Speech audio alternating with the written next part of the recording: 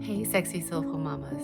I want to explain something to you about manifesting because a lot of people might think of it as this super woo woo thing. But the reality is that we are always manifesting on a conscious and subconscious level with the way that we think and our belief systems. And chances are that the way that your life is looking at this very moment is a result of those thoughts and beliefs that you have manifested. It also requires a certain amount of courage.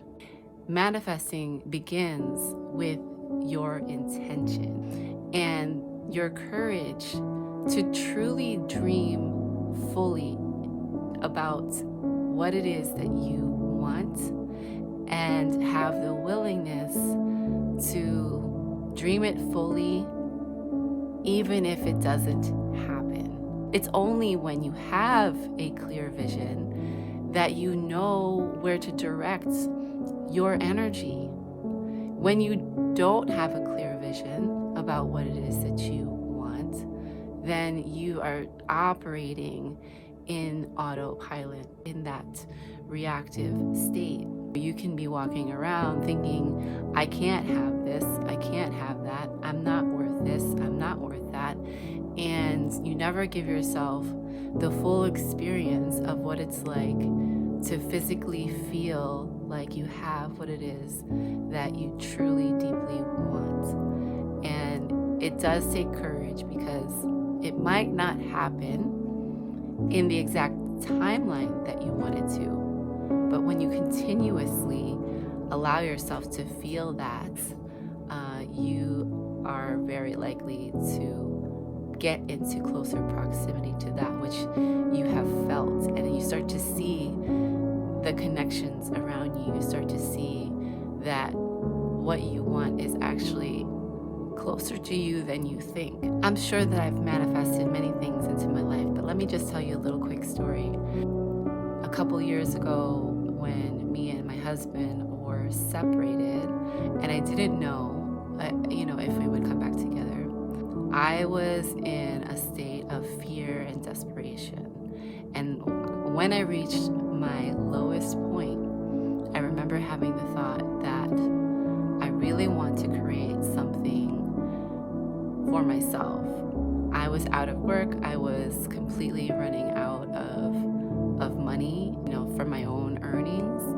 And I was in a panic about what my life was going to look like. And I remember thinking, okay, I need to just go find I need to go get a job.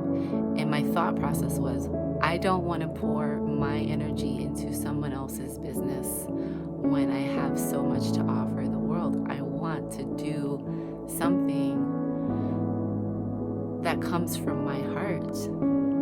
And I didn't say it out loud to anybody. My husband ended up sending me an email about a Time to Thrive challenge. He just thought, hey, you might like this. He didn't know that I was having these thoughts about wanting to pursue my own business. So I decided to do this 5-day challenge. And after that 5-day challenge, to my surprise, I had discovered a 100% clear path on my desire to create a feng shui business for mamas. It required me to invest in learning how to create a course. That required support from my husband. It was so ironic to me that here I was separated from my husband, not knowing if I would get financial support from him, yet he's the very person that sent me this opportunity to get clear, even more clear on the vision that I thought about in my head without even vocalizing it. And the timing was a week or two after I started thinking this way. And that showed up. And then he was the very person who was a 100% cheerleader for me in moving in this direction. So here's a perfect example of how a thought can lead to an opening that shows up in your life. So if I didn't have this thought and this opening showed up, I might not have walked through the door. Do I have every single thing that I have wanted to manifest right at this moment? No. But I continue to hold on to that vision in my body, in my mind, in my manifesting meditations, through movement and through creative processes, through creating vision boards, through using the feng shui in my home to represent what it is that I am working towards. These are all the ways that I continue to show up with consistency with what I want to manifest. So part of manifesting requires having that clear intention, being willing to surrender to what shows up and what doesn't show up, and to trust that what is truly meant for you will show up.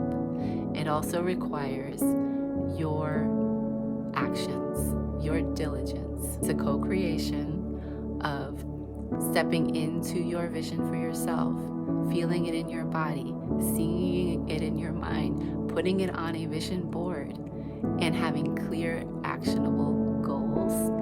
And more of what you want starts to come your way and unfold in ways that you could not have even imagined. We all have hard days, and we all have days where we feel like we're not getting what we want.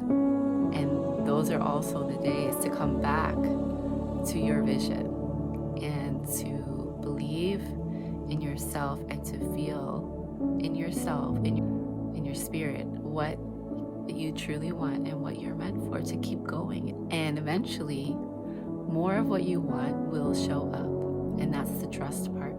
It may take time. The more that you're connected to your vision, the more you know exactly what to look for.